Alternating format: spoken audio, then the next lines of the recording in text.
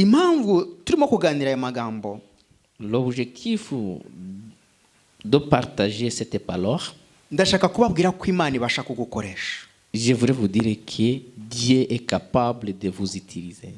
Imana ibasha kugukoresha mu buryo bwose. Dieu, il est capable de vous utiliser. Imana ibasha gukoresha ibitangaza byayo amaboko yawe. Dieu, il est capable de opérer les miracles à travers votre bras, vos mains. Imana ibasha gukoresha ururimi rwawe ibitangaza byayo. Dieu, il est capable d'utiliser votre langue pour opérer les miracles. Imana ibasha gukoresha ikiganza cyawe ibitangaza byayo. Dieu, il est capable d'utiliser votre main pour opérer les miracles à travers toi dans ces personnes. Ni wowe gusa ukenewe. C'est toi qui es en besoin. Ni wowe Imana ishaka. C'est toi que Dieu était en train de chercher. Ese uri mu mwanya wayo neza? Est-ce que tu es dans le bon endroit d'être avec Dieu? Kugira ngo Imana ibashe gukorana nawe. Pour que Dieu il peut travailler avec toi. Est-ce que tu es prêt pour travailler avec Dieu? Hari umwanya uyifitiye. Est-ce que tu as du temps? Tu as le temps de travailler avec Dieu? Hari ikibanza cy'Imana kiri mu buzima bwawe. Est-ce qu'il y a l'espace suffisant dans l'intérieur de toi, de Dieu? Kugira ngo Imana igukoreshe. Pour que Dieu il peut opérer avec toi. Kugira ngo Mwuka Wera anyure muri wowe. Pour que le Saint-Esprit peut travailler à travers toi. Amamodoka yanyu, vos voitures, nos voitures, anyura mu mihanda yakozwe. Il traverse, il marche dans les routes qui ont bien travaillé, bien construit. Nawe uri inzu y'Imana yakoresha. Est-ce que et toi aussi tu as le bâtiment, tu es le temple de Dieu? Cyangwa se uri instrument yayo, igikoresho cyayo. Tu es le vrai instrument pour Dieu.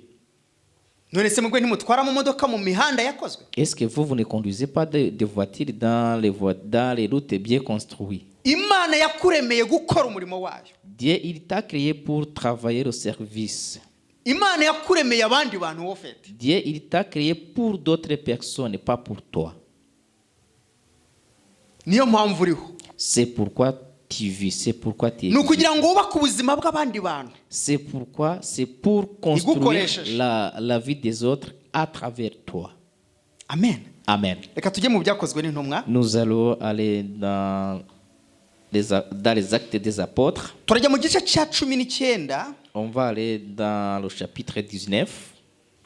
Turahasoma umurongo, turajya ku murongo wa 11. On va commencer actes des apôtres 19, 11e verset. Imana idufasha cyane. Amen.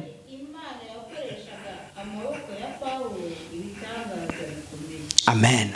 Ngo kandi Imana yakoreshaga amaboko ya Pawulo ibitangaza bikomeye. Yesu agumugisha cyane. En français s'il vous plaît.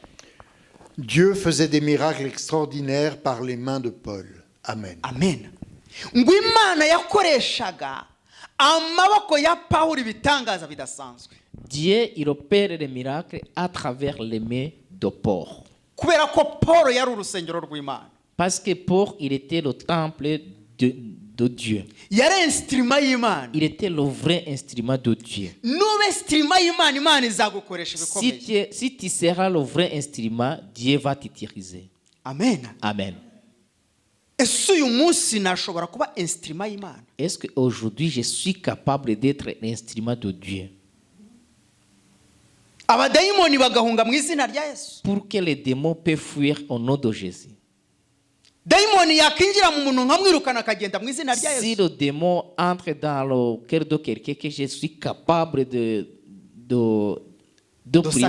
sacher le démon. Sibyo tubona hano se muri uyu murongo. C'est ce que nous venons de voir dans ce verset. 11e verset dans les Actes des Apôtres 19. Ngo Imana yakoreshaga ibitangaza bikomeye amaboko ye. Nous venons de lire que Jésus utilisait les mains de Paul pour chasser les démons, pour exaucer les miracles. Ça veut dire que ce sont des 5 doigts comme votre main. C'est le main qui se ressemble avec ton main. Imana ibasha gukoresha amaboko yawe. Dieu il est capable d'utiliser ton main. Imana ishobora gukoresha ururimi rwawe. Dieu il est capable d'utiliser votre langue. yabasha gukoresha umunwa wawe. Il est capable d'utiliser ta bouche. Ese urayemerera kwigira ikibanza muri wowe? Est-ce que tu es capable, tu acceptes que Dieu peut avoir le place dans votre cœur? Soma 12:13. ndetse bashyiraga abarwayi ibitambaro n'imyenda bivuye ku mubiri we bagakira indwara zabo, abadayimoni bakabavamo. Ariko inzererezi zimwe zo mu Bayuda nazo zirukanaga abadayimoni, zihimbira kuvugira izina ry'Umwami Yesu ku batewe n'abadayimoni ziti. Rekeraho. En français, s'il vous plaît, verset 12-13. 12-13. Dieu faisait des miracles extraordinaires par les mains de Paul au point qu'on appliquait sur les malades des linges ou des étoffes qui avaient touché son corps. Alors les maladies les quittaient et les esprits mauvais sortaient. Quelques exorcistes ambulants, des Juifs, entreprirent de prononcer sur ceux qui avaient des esprits mauvais le nom du Seigneur Jésus en disant « Je vous conjure par Jésus, celui que Paul proclame. Amen. » Reka mbabwire. Écoutez, mes chers amis. Amavuta ya Yesu yari muri Paul. L'onction de Jésus-Christ, il était dans la vie de Paul. N'imyambaro yambaraga. Même les habits de Paul, byirukanaga abadayimoni. il était capable de chasser les démons. Umuswara yihanaguzaga ibyuya. Le papier mouchoir qu'il utilisait pour essuyer les sueurs. Abadayimoni barayibonaga bagahunga. Si les démons voient ces papiers mouchoirs, Paul yari instrument y'Imana. Paul, il était le vrai instrument de Jésus-Christ. Yari mikoro y'Imana. Il était le micro pour Dieu. Niko Yesu ariko gushaka. C'est comme ça que Jésus, il veut que tu dois être. Ubasha kuba igikoresho cy'Imana uyu munsi. Tu es capable d'être un bon instrument de Jésus. Ariko nimba abapfumu babasha kugira imbaraga zikora ibitangaza. Si les sorciers peuvent avoir la force et l'autorité de faire les miracles, Yesu byamunanira. est-ce que Jésus ne peut pas avoir la force? Uhagararanye nawe neza. Est-ce que si tu restes dans la même place avec Jésus, ce n'est pas possible? Icy'Imana iri kubura uyu munsi. Ce qui manque, ce que Dieu manque aux serviteurs, Imana ibuza abadamu n'abagabo bahagaze mu mwuka wa Yesu. Dieu, il a manqué les gens, les hommes et les femmes qui se mettent debout pour travailler avec Dieu, Kugira ngo birukane abadayimoni mu izina rye. pour chasser les démons au nom de Jésus-Christ. Mu kanya twarebye umugabo. Très récemment, nous avons vu un homme. Yabonye ngo Paul ari kwiruka ari gusengera abantu buzura umwuka wera, ajya gutanga ifeza kugira ngo nawe yirukane abadayimoni. Nous venons de voir un homme qui a vu comment Paul il chasse les démons et puis il veut donner l'argent au moins pour avoir l'autorité et l'onction de chasser les démons. Umwuka w'Imana ntagurwa. Mais un peu de mots, on ne doit pas acheter, on ne doit pas vendre le Saint-Esprit. Pouvoir y'Imana ntacyo wakora kive mu butunzi bwawe ngo bikuzeho. On ne peut pas faire quelque chose qui venait de votre richesse, de votre argent pour acheter le pouvoir et l'autorité divine. C'est impossible. Ça ne marche pas. Ni ukugira umutima utunganye gusa. Ce qui est essentiel, c'est avoir le cœur qui est humble, le cœur qui a abandonné le péché. Hano ku murongo wa 13, La 13e verset, inzererezi nazo zo mu Bayuda ngo zirahaguruka ngo natwe turashaka kwirukana abadayimoni mu izina ry'uwo Paul, uwo ngo twabonye na Yesu avuga. les voyants, les gens qui marchent dans la rue, il veut dire que et nous aussi, nous voulons au moins chasser les démons comme Paul aussi, il le faisait. Bishoboka. C'est impossible. Niyo mpamvu nababwiye ngo C'est pourquoi, mes chers amis, je vous dis, abadayimoni bazi umuntu w'Imana. les démons, ils sachent très bien un serviteur digne de Dieu. Abadayimoni barakureba bagahita bakusobanukirwa. Les démons, s'ils voient quelqu'un, ils savent exactement si tu es serviteur ou non. Niyo mpamvu hano batwereka ku murongo wa 12. C'est pourquoi ici, la verset 11 et 12, Ngo Paul yakoreshwaga ibitangaza byinshi n'imyambaro yavaga ku mubiri we yirukanaga abadayimoni yakizaga abarwayi. Nous venons de voir que même la vie de Paul, c'est la vie qui remplit de miracles. Même ses habits, il faisait des miracles. Il guérissait, il donnait la guérison aux malades. Tugomba kuba mu buzima buhindura abandi bantu ofete. Nous devons vivre la vie qui change les autres. Tugomba kugira comportement zihindura abandi bantu. Nous devons avoir des comportements, des caractéristiques qui changent les autres. Tugomba kugira amavuta atuma abandi bantu bahinduka bakizwa. Nous devons avoir l'onction qui change, qui donne l'envie de changer aux autres. Soma ku munwa 10 ndabasubirisha mareka. Je vais vous donner une autre verset. Vous allez répéter ça, ce n'est pas grave. Mu kinyarwanda ntitusubiremo ariko reka nsabe en français s'il vous plaît. Vous lisez verset 13-14 s'il vous plaît. Jusqu'à 15.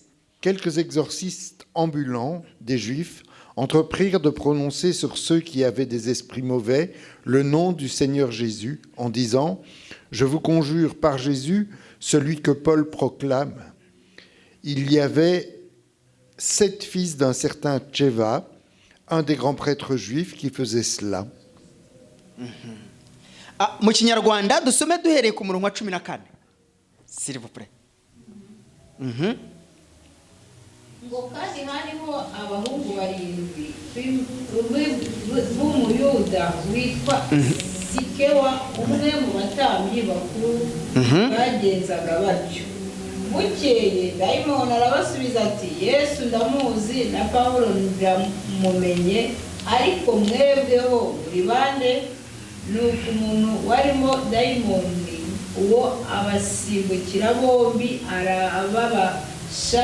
arabanisha bigeza ubwo bahunga muri iyo nzu bambaye ubusa bakomeretse. Imana dufasha cyane. Que Dieu nous aide. Niyo mpamvu nababwiye ntiwisukire dayimoni. C'est pourquoi je dis il ne faut pas approcher les démons si tu n'es pas si les certain. Nimba utari tayari. Si tu n'es pas prêt ou prête. Dayimoni ntakina. Le démon ne joue pas.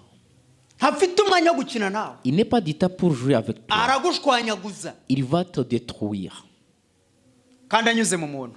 À travers la personne en question.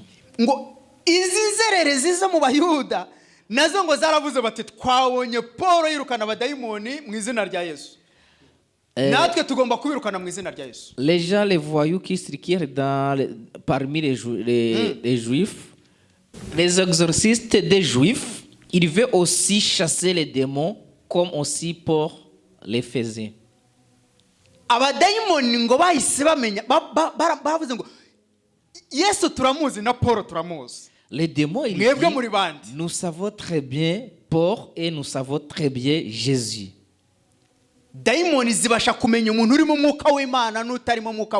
Les démons sont capables de discerner et de savoir quelqu'un qui remplit le Saint-Esprit et quelqu'un qui n'a pas le Saint-Esprit. Sur le 15e verset,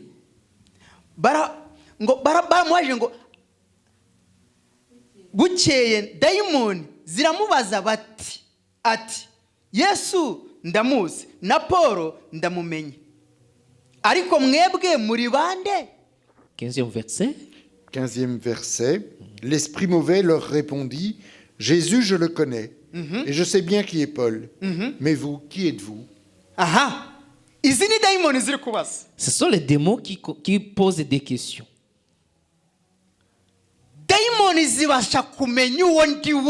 Les démons sont capables de savoir qui je suis.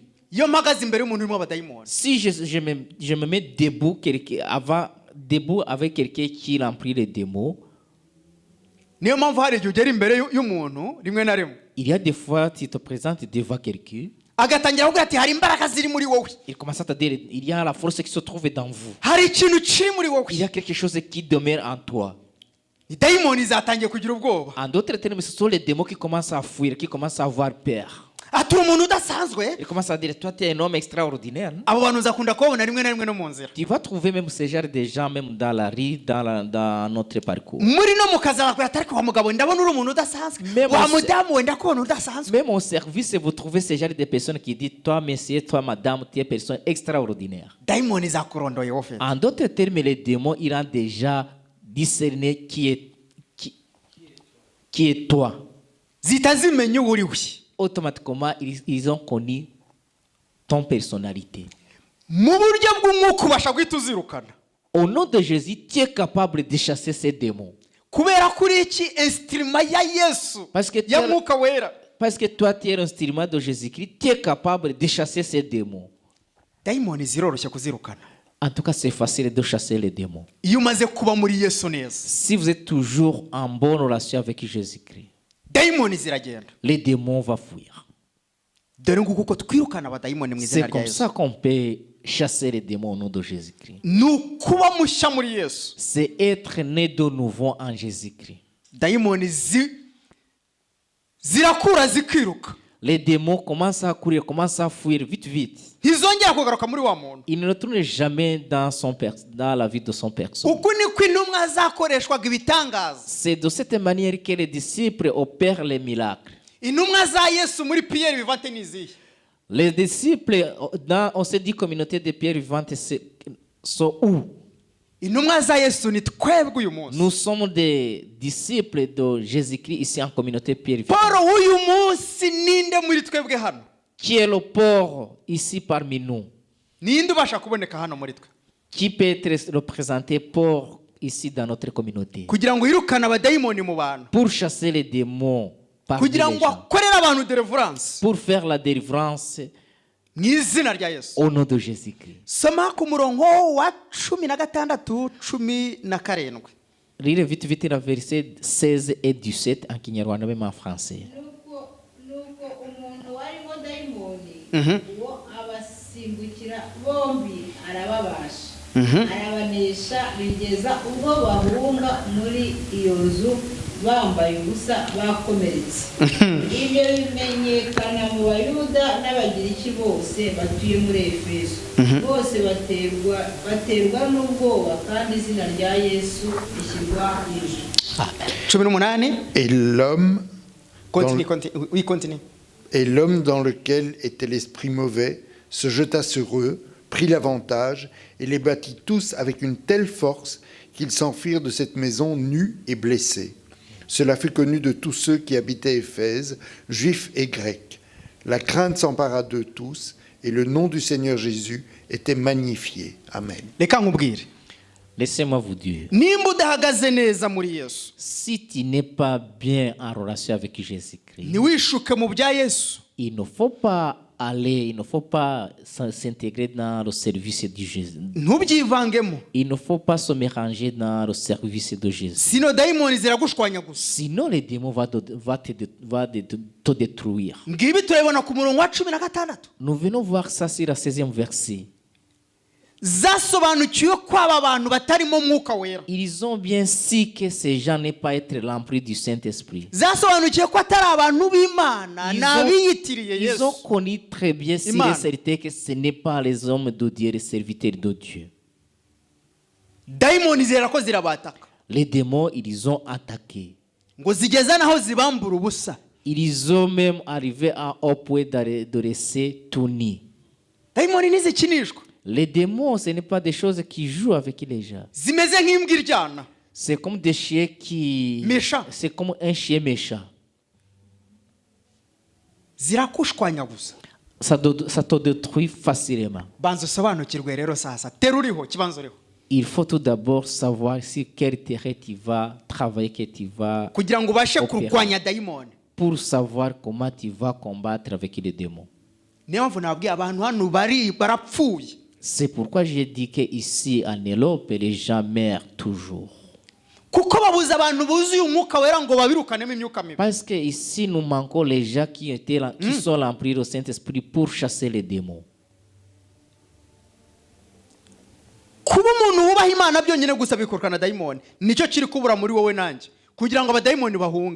être un homme sincère et digne qui travaille avec Jésus, c'est ce qui manque pour que les démons puissent fuir. nimba umwe umwambaro wa Paul warakoraga ibitangaza, kubera iki ibiganza bya bidakora ibitangaza uyu munsi? Mes chers amis, si les habits de Paul peuvent chasser les démons, pourquoi votre main ne doit pas chasser les démons? Kubera iki umunwa wawe utirukana abadayimoni mu izina rya Pourquoi Yesu? votre bouche ne peut pas chasser les démons? Reka dusome ku murongo wa 18:20. Nous allons lire le 18e verset et 20. nuko benshi mu bizeye baraza batura ibyaha byabo bavuga n'ibyo bakoze kandi benshi mu bakoraga iby'ubukonikoni bateranya ibitabo byabo by'ubukonikoni babitwikira imbere ya rubanda rwose babaze ibiciro byabyo babona yuko bigeze ku bice by'ifeza inzovu 5. uko niko ijambo ry'umwami ryagwiriye cyane kandi rikomeza kuganza. Amen. Amen. Versets 18 à 20. Beaucoup de ceux qui étaient devenus croyants venaient en reconnaissant publiquement leurs pratiques. Bon nombre de ceux qui avaient pratiqué les sciences occultes apportaient leurs livres et les brûlaient devant tous. On en calcula le prix et on l'estima à 50 000 pièces d'argent. C'est ainsi que, par le pouvoir du Seigneur, la parole se répandait et gagnait en force. Amen. Amen. Yesu Jésus, iyo yakugezemo, si il a déjà arrivé dans ta vie, ibintu birahinduka, la vie change, imitekerereze irahinduka. les pensées changent, les raisonnements. Aba bantu bamaze kubona imbaraga zitandukanye n'izindi, Ces gens, après avoir vu la force qui sont différentes avec d'autres forces, batangiye kwihana, ils ont commencé à le repentir. batangiye kurekura ibyo bari bafite bya kera. Ils ont commencé à abandonner les choses qu'ils avaient. Ahari abavuaya benshi cyangwa se abapfumu benshi, Ici, il y avait beaucoup de sorciers. batangira kujugunya ibitabo byabo, Ils ont commencé à jeter leurs ouvrages. kuko basanze kwibeshya ku Mana bitoroshye. Parce qu'ils ont constaté que c'est difficile de faire la confusion et de mentir à travers la présence de Dieu. Babonye ukuntu abadayimoni bashwanyaguje aba bantu, Après avoir vu comment les démons déchirent les gens, bari biyitiriye ibya Yesu. qui étaient en train de dire qu'ils sont des serviteurs, Nidukomeza muri ibi bintu natwe turaza kuba gushwanyagurika nk'aba bantu. ces sorciers commencent à dire, si on continue de faire comme ça, et nous aussi nous serons être attaqués et détruits comme les autres.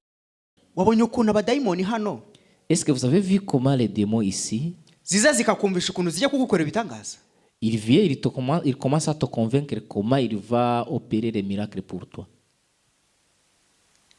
Aba bantu bo mu Bayisiraheli b'inzererezi Ici, les gens, barabavuye, ici les voyants parmi le peuple des Juifs, bashatse gukora imirimo nk'iyo Yesu akora. il veut faire les Na actes, Paul. il veut faire les actes comme les actes que Paul faisait.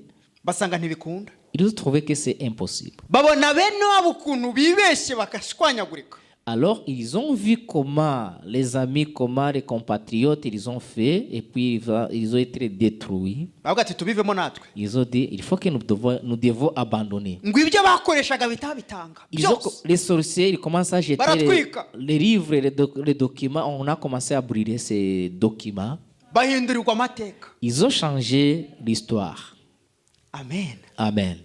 Iyo Yesu yinjiye muri yo hari ibipfa hari n'ibishya. Si Hari n'ibizuka. Jésus entre dans votre vie, il y a quelque chose, il y a des choses qui doivent mourir, il y a des choses qui doivent être détruites, mais également, il y a d'autres choses qui doivent être construites, il y a des choses qui doivent changer dans ta vie. Reka tujye mu gice cya gatanu mu byakozwe n'intumwa. Nous allons aller dans le même dans le même ouvrage, Actes des Apôtres, chapitre 5. Ndashaka ko musobanukirwa ibi bintu bene data. Je voudrais que nous sommes au moins, nous devons avoir beaucoup de connaissances et la connaissance est suffisante. Tumenye imbaraga ziri muri Yesu nituba muri Yesu. Je voudrais que nous pouvons savoir la force et la puissance qui se trouvent en Jésus-Christ. Niyo mpamvu nabigishije imbaraga z'abadayimoni C'est pourquoi je vous ai ku cyumweru enseigné gishize. la semaine dernière la force diaboliques. ariko ziriya mbaraga z'abadayimoni hano ndi kubereka imbaraga zikubamo kugira ngo ubashe kubametiriza. La fois passée, je vous ai montré, je vous ai enseigné les forces diaboliques. Pour le moment, j'étais en train de vous enseigner la force et l'autorité que tu dois avoir pour neutraliser, pour chasser les démons que j'ai enseigné la semaine dernière. kugira ngo uhagarare muri la force de Saint-Esprit. Pour que tu dois rester debout dans le Saint-Esprit. Amen. Amen. Soma ku murongo wa 12. Actes des Apôtres, chapitre 5, verset 12. usome ku murongo wa 12 ungereze 14. turasoma twihuta kuko iminota iri kwihuta. ibimenyetso n'ibitangaza byinshi byakorwaga mu bantu n'amaboko y'intumwa, kandi bose bateraniraga mu ibaraza rya Salomo n'umutima uhuye. burekeye aho verset 12 seulement. Beaucoup de signes et de prodiges se produisaient dans le peuple par les mains des apôtres. Ils se tenaient tous d'un commun accord au portique de Salomon. Amen.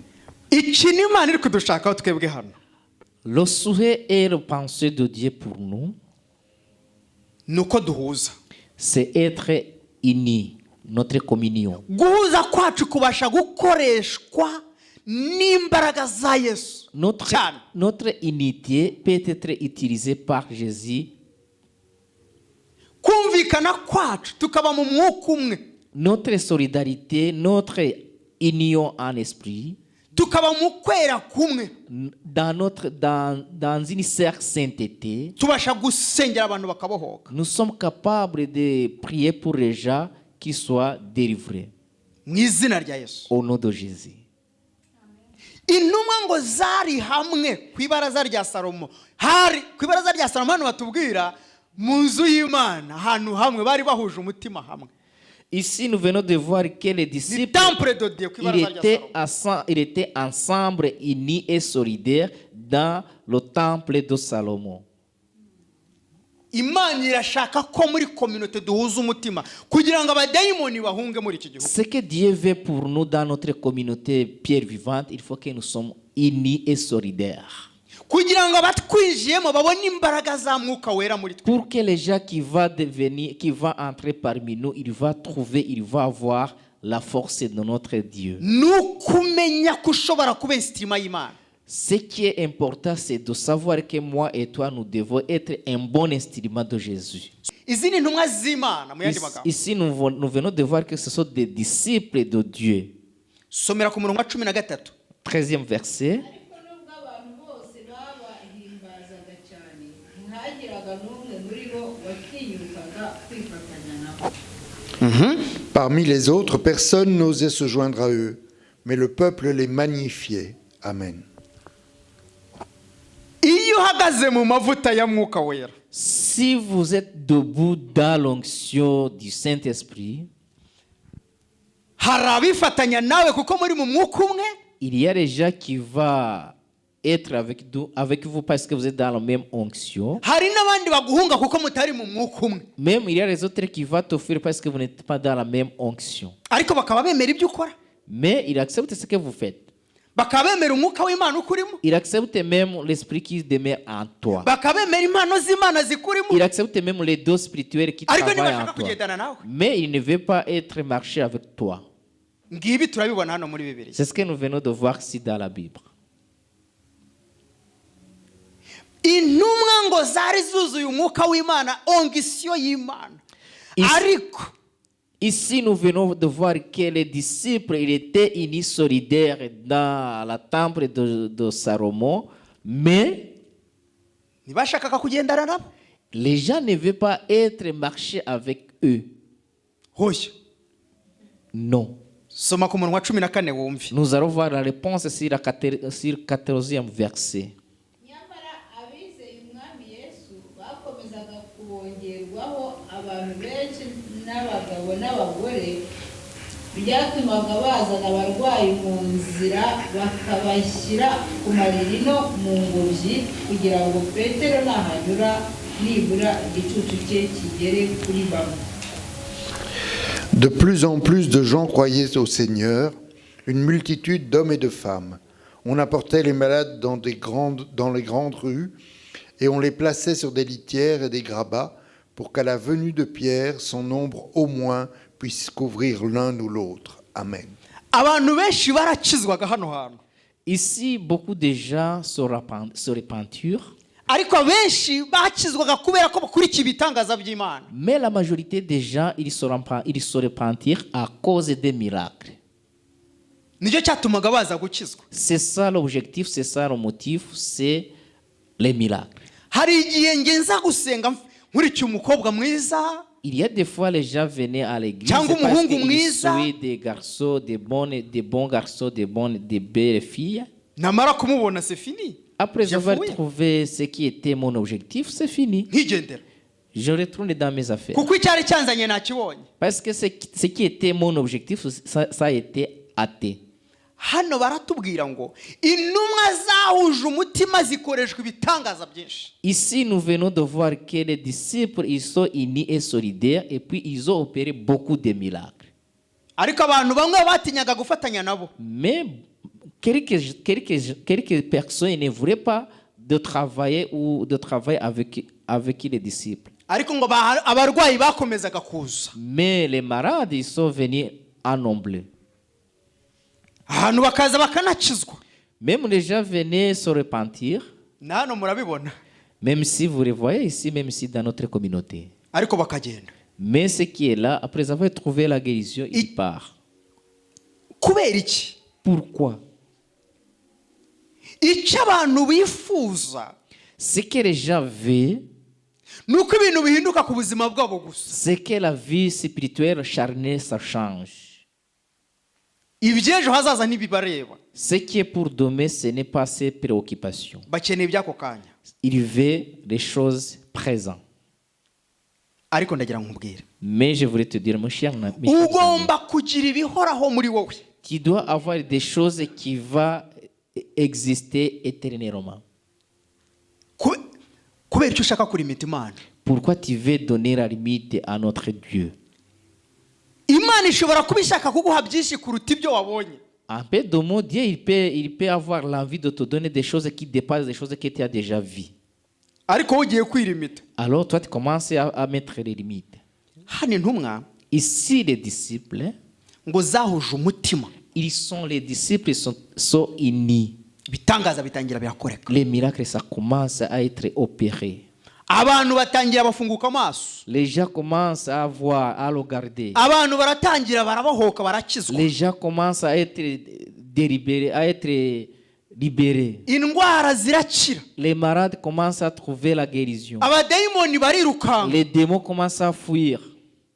Ngo nsomera ku murongo wa 16. 16e verset.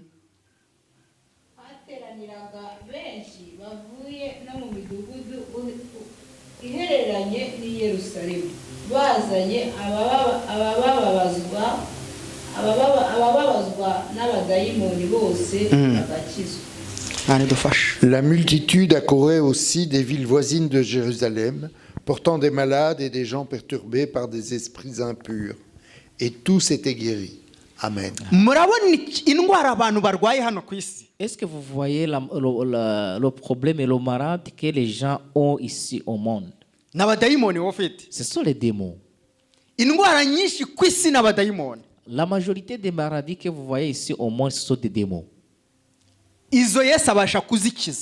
Dieu est capable de guérir tous ces malades. C'est pourquoi je vous demande et je vous supplie, il faut être dans le bon moment avec Jésus pour travailler dans son service, pour travailler le service de Dieu au nom de Jésus-Christ. Je me limite par ça. Jésus, il veut toi. Il veut toi que tu dois être un bon instrument. Il veut que tu dois sa main. Il veut que tu sois sa bouche. Il veut que tu sois son instrument. Au nom de Jésus. Jésus, koresha akanwa kanjye n'akaboko kanjye. Utilisez ma bouche et ma main. Koresha ubuzima bwanjye. Utilisez ma vie. Mu izina ryawe Yesu. Au nom de Jésus. Njye ndi imbere yawe ngo nkoreshe uko ushaka. Moi je suis ici devant toi pour que tu m'utilises comme tu veux. Nyeza w'icyatuma ntagukorera uko bikwiye. Éliminer toutes les choses qui peuvent m'empêcher de te servir comme il faut. Ndakwihaye aka kanya. Je te donne ma vie. Nkoresha ibyo ushaka. Utilisez ma vie comme tu veux. Koresha aba bantu turi kumwe hano mu izina ryawe Yesu. Utilisez toute l'assemblée de la communauté Pierre vivante comme tu veux. Koresha abazadukurikira mu izina ryawe Yesu. Utilisez les gens qui vont nous suivre à ligne comme tu veux. Hindura ubuzima bw'abantu mu izina ryawe Yesu. Changez la vie des gens au nom de Jésus-Christ. Koresha abiteguye kubakoresha. Utilisez les gens qui sont prêts pour être utilisés par toi. Mu izina ryawe Yesu. Au nom de Jésus. Amen. Amen.